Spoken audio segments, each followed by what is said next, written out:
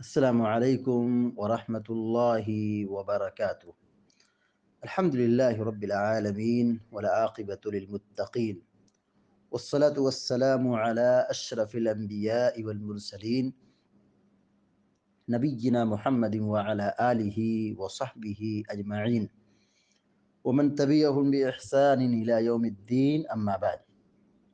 فقال الله عز وجل: أعوذ بالله من الشيطان الرجيم.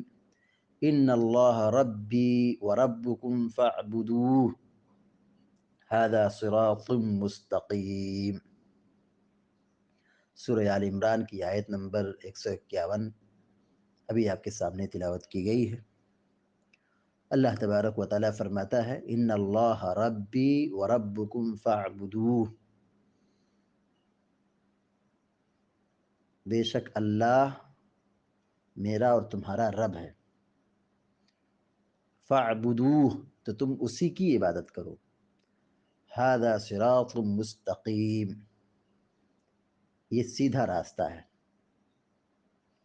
یہاں پر اللہ رب العالمین نے عیسیٰ علیہ السلام کی دعوت کا ذکر کیا ہے کہ عیسیٰ علیہ السلام اپنی قوم کو توحید کی دعوت دیتے تھے، بنی اسرائیل کو ایک اللہ کی بندگی کی تعلیم دیتے تھے۔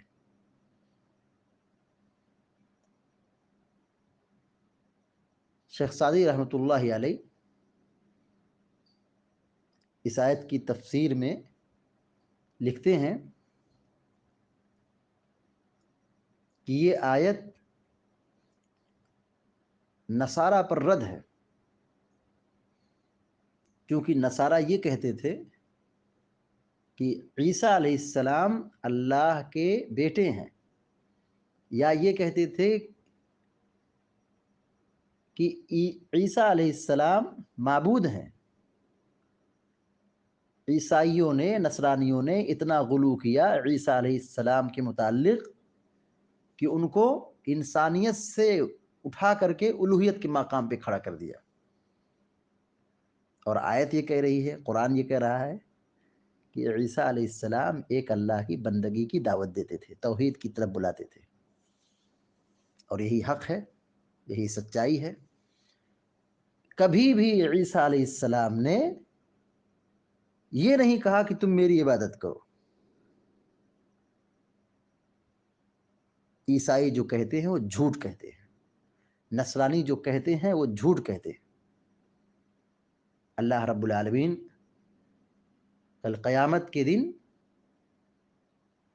پوچھے گا عیسیٰ علیہ السلام سے، تم نے لوگوں سے کہا تھا کہ اللہ کے علاوہ تم معبود بن جاؤ، تو عیسیٰ علیہ السلام کہیں گے اللہ تیری ذات پاک ہے، میں نے تو کبھی ایسا نہیں کہا تھا، اور میں کیوں کہوں؟ اگر میں کہتا تو اے رب تو جانتا، لیکن میں نے ایسا کبھی نہیں کہا۔ یہ لوگ جنہوں نے مجھ کو معبود بنایا تو یہ ان کی شرارت ہے، ان کی بغاوت ہے، ان کی جہالت ہے، میں نے کبھی نہیں کہا۔ عیسیٰ علیہ السلام کہیں گے ما قلت لهم الا ما امرتنی به ان اعبدوا اللہ ربی وربکم۔ یہاں بھی توحید کا ذکر ہے، یہاں بھی ایک اللہ کی بندگی کا ذکر ہے۔ میں نے یہی لوگوں سے کہا تھا، جو تو نے مجھ کو کہا تھا یہی میں نے دعوت دی تھی کہ اے لوگو اللہ کی عبادت کرو جو تمہارا بھی رب ہے اور میرا بھی رب ہے۔ عیسیٰ علیہ السلام جب پیدا ہوئے تو انہوں نے یہی کہا انی عبد اللہ آتانی الکتاب وجعلنی نبیا، کہ میں اللہ کا بندہ ہوں اور اللہ نے مجھے کتاب دی ہے اور مجھے نبی بنایا ہے۔ تو کہہ رہے ہیں میں اللہ کا بندہ ہوں، یہ نہیں کہا کہ میں معبود ہوں، یا یہ نہیں کہا کہ میں 1/3 الہ ہوں، یا یہ نہیں کہا کہ میں اللہ کا بیٹا ہوں، نعوذ باللہ۔ یہاں بھی عیسیٰ علیہ السلام کہہ رہے ہیں میں اللہ کا بندہ ہوں، یعنی میں مخلوق ہوں، میں معبود نہیں ہوں۔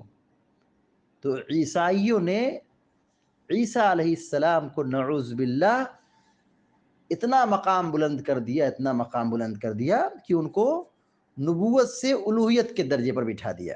تو یہ آیت ان لوگوں پر رد ہے، ان اللہ ربی و ربکم، سنو بے شک میرا رب اور تمہارا رب اللہ ہے۔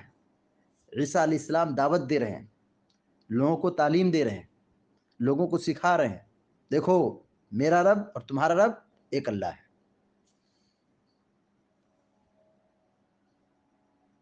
اللہ کے وجود کو ماننے میں سب لوگ مشترک ہیں، اللہ کی توحید ربوبیت کو ماننے میں سب لوگ کیا ہیں؟ یہاں مشترک ہیں۔ لیکن بہت سارے لوگ اللہ کو ماننے اور اللہ کو پکارنے کے باوجود عبادت میں کسی اور کو شریک ٹھہراتے ہیں۔ توحید ربوبیت کا اقرار تو کرتے ہیں، لیکن توحید عبادت میں، توحید الوہیت میں کسی اور کو شریک ٹھہرا دیتے ہیں۔ عیسیٰ علیہ السلام کہیں فَاعْبُدُوهُ، تم صرف اسی کی عبادت کرو۔ کس کی عبادت کرو؟ اللہ کی عبادت کرو، اس کے ساتھ کسی کو شریک نہ ٹھہراؤ۔ جب وہ ہمارا رب ہے، تمہارا رب ہے، سب کا رب ہے، سب کا مالک ہے، سب کا پالنہار ہے، تو ظاہر ہے جب اسی نے پیدا کیا ہے، کائنات کا نظام وہی چلا رہا ہے، روزی وہی دے رہا ہے، موت و حیات کا مالک وہی ہے، نفع و نقصان کا مالک وہی ہے، وہی پانی برسا رہا ہے، وہی موسم کو بدل رہا ہے، وہی روزی دے رہا ہے، ساری ملکیت اس کی ہے، زمین و آسمان اسی کا ہے، پوری کائنات اسی کی ہے، تو کیسے تم کسی اور کو شریک ٹھہراتے ہو؟ جب وہی ہر چیز کا مالک ہے، خالق ہے، رازق ہے، تو عبادت بھی اسی کی ہونی چاہیے۔ ان اللہ ربی و ربکم فاعبدوا، کیا بہترین انداز ہے۔ بے شک اللہ میرا رب ہے، تمہارا رب ہے، لہذا تم اسی کی عبادت کرو۔ ھذا صراط مستقیم، یہ سیدھا راستہ ہے۔ سیدھا راستہ کیا ہے؟ یہ توحید کا راستہ ہے، ایمان کا راستہ ہے، جنت کا راستہ ہے، یہ اللہ کا راستہ ہے۔ اس راستے پہ چلو گے تو جنت میں جاؤ گے۔ ایک اللہ کی بندگی کرو، اس کے ساتھ کسی کو شریک نہ ٹھہراؤ۔ عیسیٰ علیہ السلام ایک نبی ہے، اللہ نے ان کو پیدا کیا ہے، یہ ایک مخلوق ہے، یہ معبود نہیں ہے، لہذا عیسیٰ کی عبادت مت کرو، عیسیٰ کے رب کی بندگی کرو۔ عیسیٰ علیہ السلام یہی سکھاتے تھے، عیسیٰ علیہ السلام یہی دعوت دیتے تھے کہ اپنے رب کی بندگی کرو، اپنے رب کی عبادت کرو۔ سیدھا راستہ یہی توحید کا راستہ ہے، لہذا توحید کو جتنا زیادہ بیان کیا جائے، جتنا زیادہ فوکس کیا جائے، جتنی زیادہ اس کی وضاحت کی جائے، اتنا ہی لوگوں کو ہدایت ملے گی، اتنا ہی لوگوں کو راحت اور سعادت حاصل ہوگی۔ آج المیہ یہ ہے کہ لوگ توحید سے بھڑکتے ہیں، توحید کی دعوت کو عام کرنے سے روکتے ہیں۔ توحید کی بات مت کرو، انتشار ہوگا۔ ھذا صراط مستقیم، یہی سیدھا راستہ ہے۔ سیدھے راستے پہ چلو گے تو جنت کی طرف جاؤ گے، توحید کا راستہ چھوڑو گے تو جہنم کی طرف چلے جاؤ گے۔ اللہ کے نبی صلی اللہ علیہ وسلم نے مثال دے کر کے سمجھایا اس حقیقت، اس سچائی کو، ایک سیدھی لکیر کھینچی اور کہا یہ اللہ کا راستہ ہے۔ اور پھر سیدھی لکیر کے آزو بازو میں چند لکیریں اور راستے بنا دی اور کہا یہ شیطان کے راستے۔ ہر ناکے پہ، ہر موڑ پر ایک شیطان بیٹھا ہے جو اپنی طرف بلا رہا ہے، جہنم کی طرف بلا رہا ہے۔ سیدھے راستے پہ چلو گے جو توحید کا راستہ ہے، اللہ کا راستہ ہے، شریعت کا راستہ ہے، اور پیارے نبی صلی اللہ علیہ وسلم نے جو سکھایا ہے، سمجھایا ہے، انبیاء کا جو راستہ ہے، اس راستے پہ چلو گے کامیاب ہو جاؤ گے، جنت کی طرف پہنچ جاؤ گے۔